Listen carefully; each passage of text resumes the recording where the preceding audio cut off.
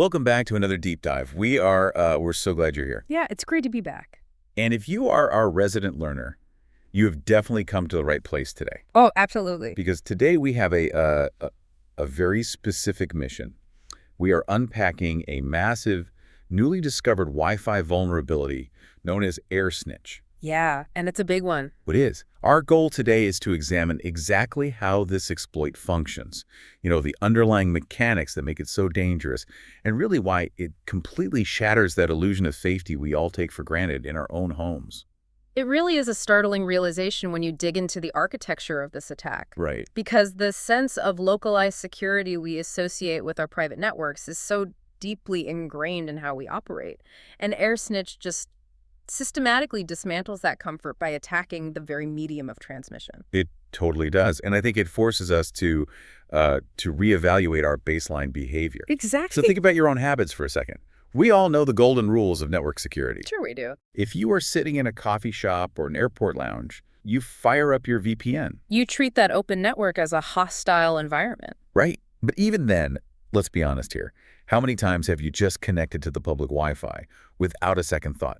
Because you just wanted to quickly refresh your feed. Oh, yeah, we've all done it. We rationalize it. We tell ourselves, well, it's fine. I'm just checking Instagram. Who cares? Right. We accept a little bit of risk because it's a transient public space, and we assume the stakes for a quick browsing session are incredibly low. Exactly. I mean, we compartmentalize our risk profiles.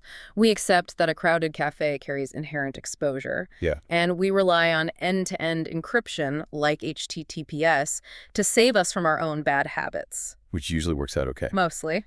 But we mentally separate that public dirty network from the private lockdown environment of our homes. We assume the perimeter is secure there. Right. And that brings us to the core of what we are unpacking today. We really want to contrast that casual public Wi-Fi nonchalance with the intense, false sense of security you feel at home. The false sense of security is the key phrase there. Totally. So picture your setup right now.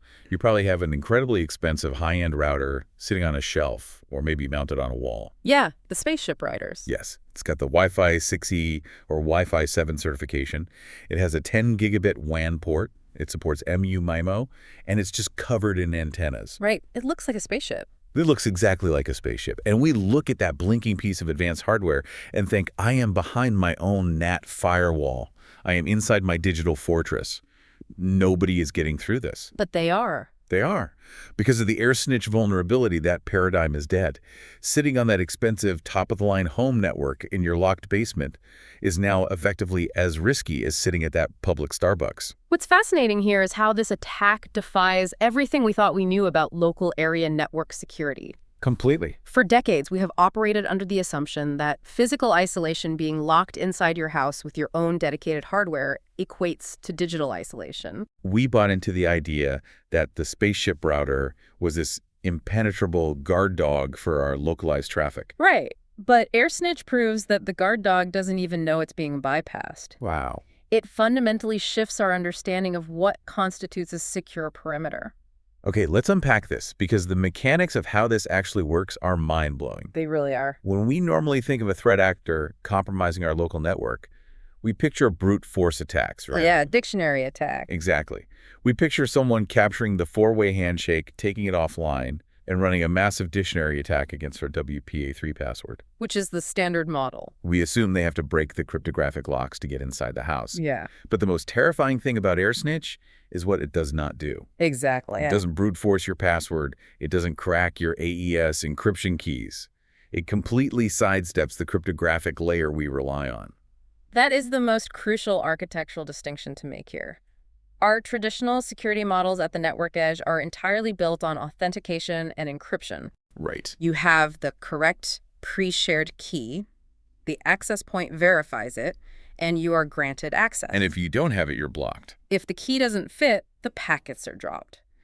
But AirSnitch ignores the authentication phase entirely. Think of it like a distraction technique. Okay. Instead of picking the lock on the front door, the attacker simply confuses the router's internal mapping of where everyone is located. So it's essentially port stealing, right? Yes, exactly. I mean, we've seen port stealing in wired networks for years, where an attacker floods a network switch with forged NAV addresses to confuse the switch's CAM table. Right, to force traffic their way. But applying this to the wireless domain over the airwaves, takes it to a whole new level. It really does. The attacker's device is effectively tapping your expensive, sophisticated router on a metaphorical shoulder and saying, hey, I'm actually the victim's laptop now. Send their packets to me. Precisely. And in a wired network, a switch might eventually lock down a physical port if it sees too many ME address changes. Right, because of features like port security.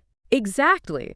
But a wireless access point fundamentally cannot operate that way. It is designed to be highly dynamic. Because it has to account for roaming. Yes. If I pick up my laptop and walk from the living room to the kitchen, the access point expects my signal to fluctuate. And it expects your device to seamlessly jump between different radio frequencies or even different physical access points in a mesh system. So the router is built to prioritize seamless connectivity above all else. Exactly. The router is heavily optimized for efficiency and speed, constantly updating its internal routing tables to figure out the fastest path to send data to your device. And AirSnitch just weaponizes that exact efficiency. It does. The impersonation tactic is conceptually straightforward, but technically devastating.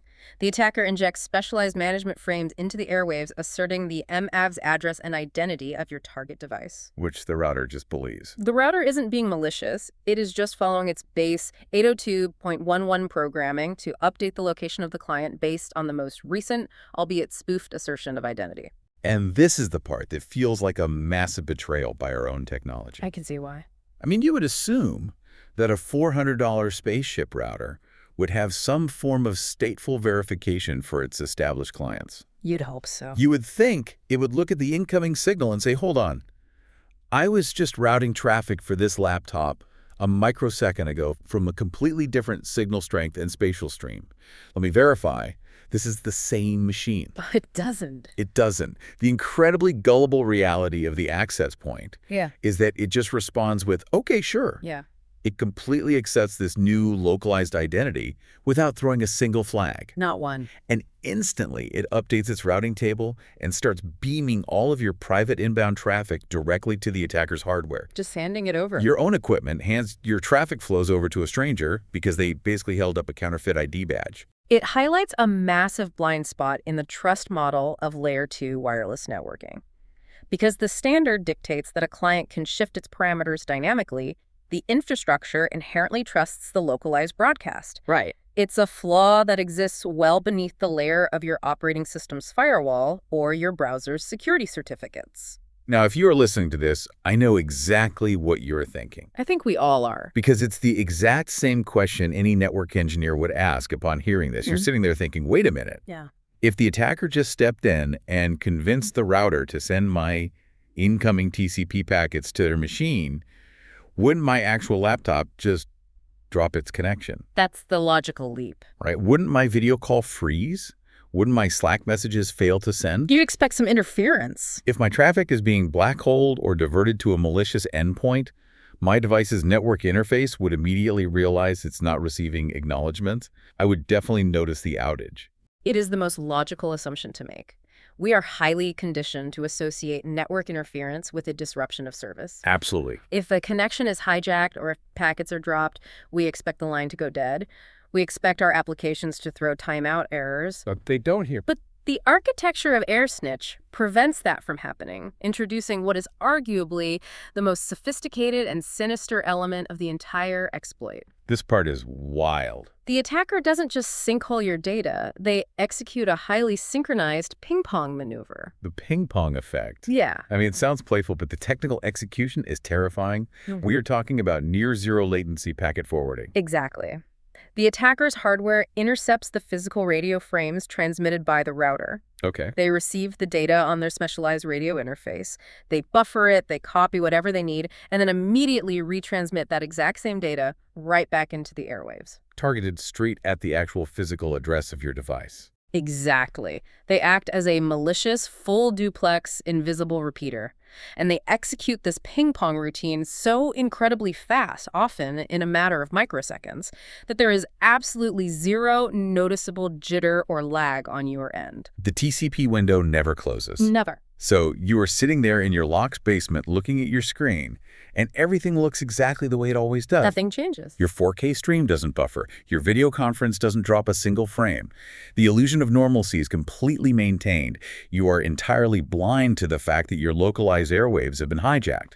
It is a perfect execution of a man-in-the-middle attack. Wow. In a standard legacy man-in-the-middle scenario, say an attacker trying to proxy your traffic at a coffee shop, they often have to mess with DNS routing or strip SSL or TLS certificate. Which immediately triggers warnings in modern browsers. You'll get that big red screen. Exactly. But what makes AirSnitch a perfect man-in-the-middle is the absolute lack of friction at the application layer. Because the detour is so low level. Right, because the data detour happens entirely at the lower network layers, and with such immense speed, your operating system never flags an anomaly. It has no idea. You have no reason to suspect that every single packet of information is taking a detour through a stranger's software-defined radio before it hits your Wi-Fi antenna.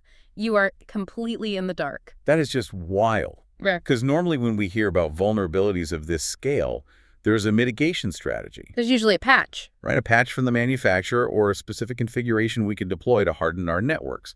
So let's run through the standard tech list that security-conscious users rely on. Okay, let's do it. I know my immediate thought was to check my encryption protocols. What about WPA3? Good thought.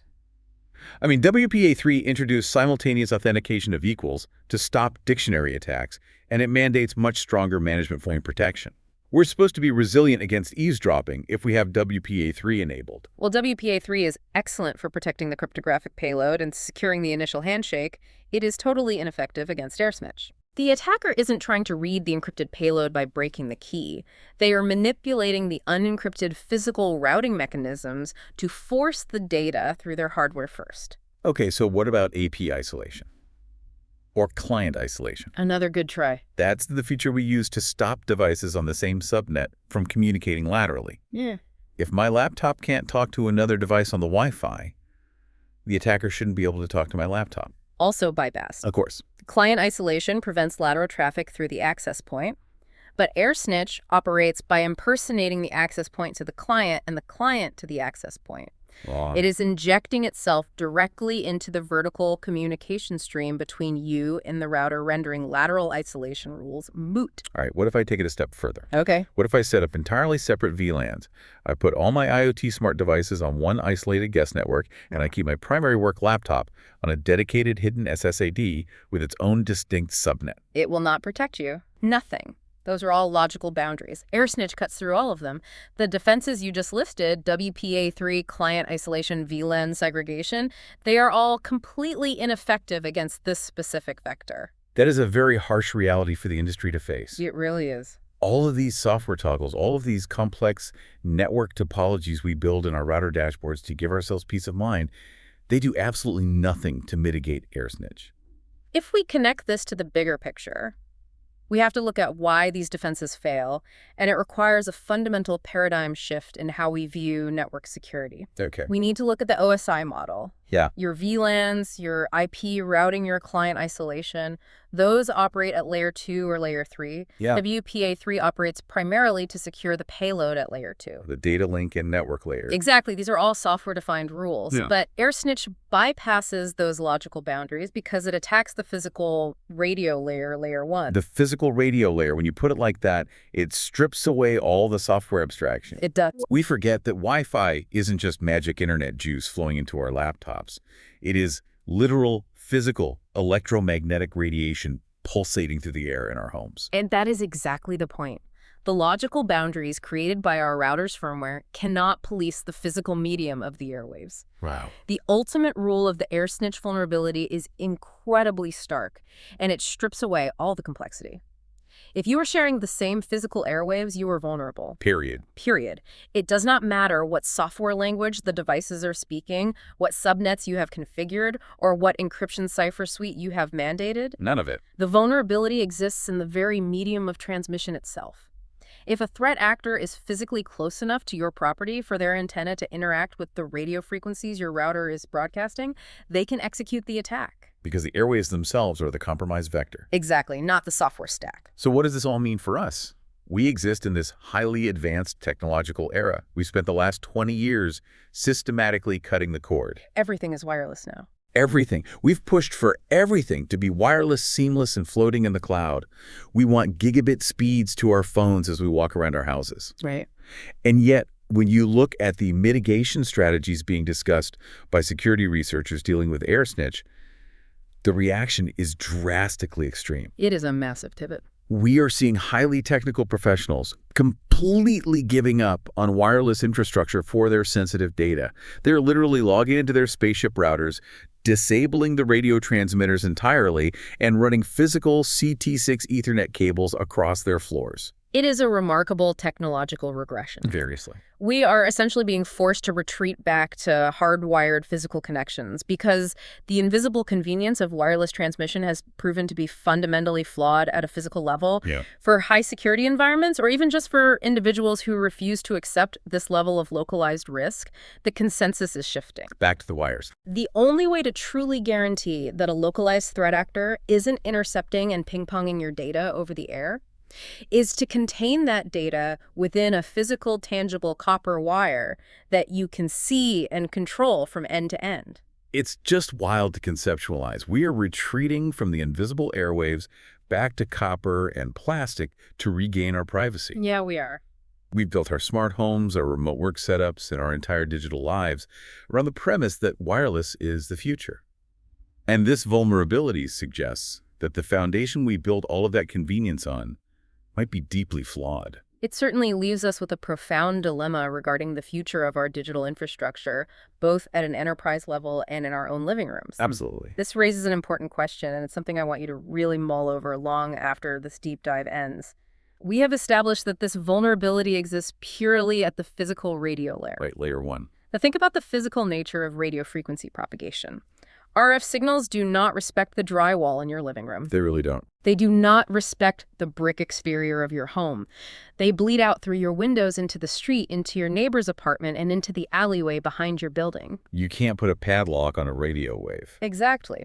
If our advanced software updates our VLANs and our encryption protocols can no longer protect our local perimeter because the physical medium itself is easily manipulated, does true digital security in the future mean we can no longer rely on software patches? That's a huge question. Will securing our personal data eventually require us to rethink the physical architecture of our houses and offices? Man. Are we going to have to start mandating Faraday cages in our building codes? Wow. Will we see a surge in specialized RF blocking paint or low emissivity glass designed specifically to block outside radio waves from penetrating our homes? That changes everything. If the airwaves are no longer safe, it completely redefines what a secure physical space actually is. I am definitely going to be looking at that blinking spaceship rider on my shelf in a whole new, very suspicious light tonight. I don't blame you. And I might just go order a spool of Ethernet cable while I'm at it. Thank you so much for joining us for this deep dive. We will see you next time.